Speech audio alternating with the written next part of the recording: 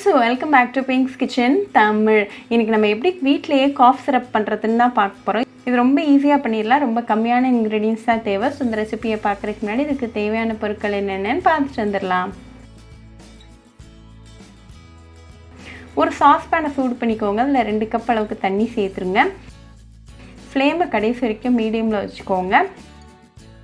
தண்ணி லைட்டா கொதிக்க ஆரம்பிச்சதும் ஒரு பே லீஃப் அதாவது ஒரு பிரியாணி இலை சேர்த்துக்கோங்க. ஒரு சின்ன துண்டு பட்டை அப்புறமா 2 காடமும் சேர்த்துக்கோங்க. இதை ஒரு 2 நிமிஷம் நல்லா மீடியம் ஃப்ளேம்ல கொதிக்கட்டும். பே லீஃப்ல நிறைய vitamin A, B6 and C சத்து இருக்கு. இது உங்களோட டைஜஷனுக்கு ஹெல்ப்ஃபுல்லா இருக்கும். உங்களோட ரிஸ்க் ஆஃப் டயபெட்டிக்ஸை ரெடியூஸ் பண்ணும். சினமன்ல நிறைய மெடிசினல் ப்ராப்பர்ட்டிஸ் இருக்கு. இதுல நிறைய ஆன்டி ஆக்சிடென்ட்ஸ் இருக்கு. இது ஒரு ஆன்டி இன்ஃப்ளமேட்டரி ப்ராப்பர்ட்டிஸ் உடையது.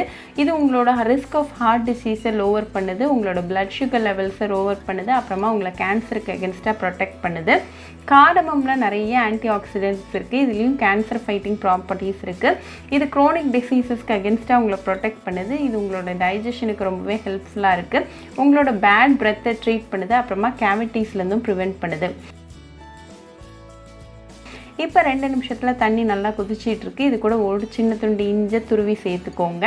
இஞ்சி ஒரு ஹெல்தியான இன்க்ரீடியன்ட். இதில் நிறைய ஆன்டி ஆக்சிடென்ட்ஸ் இருக்குது. இது குரோனிக் டிசீசஸ்க்கு அகென்ஸ்டாக ஃபைட் பண்ணும். உங்களோட ஹை பிளட் ப்ரெஷரை ரெடியூஸ் பண்ணும். அப்புறமா உங்களோட ஹார்ட்டுக்கு ரொம்பவே நல்லது.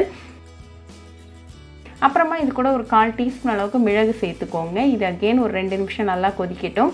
பெப்பரில் நிறைய ஆன்டி ஆக்சிடென்ட்ஸ் இருக்குது. உங்களோட பிரெயினுக்கு ரொம்பவே நல்லது. பிளட் சுகர் லெவல்ஸை இம்ப்ரூவ் பண்ணும். உங்களோட கொலஸ்ட்ரால் லெவல்ஸை லோவர் பண்ணும். அப்புறமா இதில் நிறைய கேன்சர் ஃபைட்டிங் ப்ராப்பர்ட்டிஸ் இருக்குது.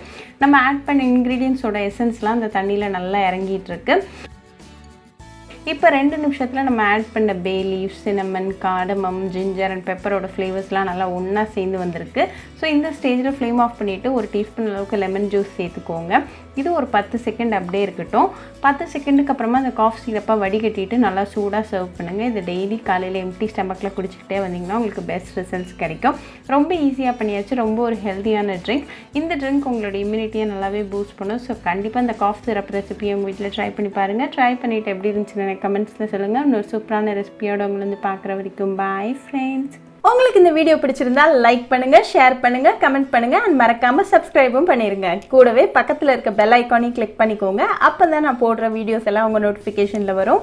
உங்களுக்கு ரெசிபிஸ் இங்கிலீஷ்ல பார்க்கணும்னா பிங்க்ஸ் கிச்சன் சேனலை பாருங்க. சேனலோட லிங்க் நான் அந்த டிஸ்கிரிப்ஷன் பாக்ஸ்ல கொடுக்குறேன். மறக்காம செக் பண்ணுங்க. இன்னொரு இன்ட்ரெஸ்டிங்கான ரெசிபியோட உங்களை வந்து பார்க்குற வரைக்கும் பாய் ஃப்ரெண்ட்ஸ்.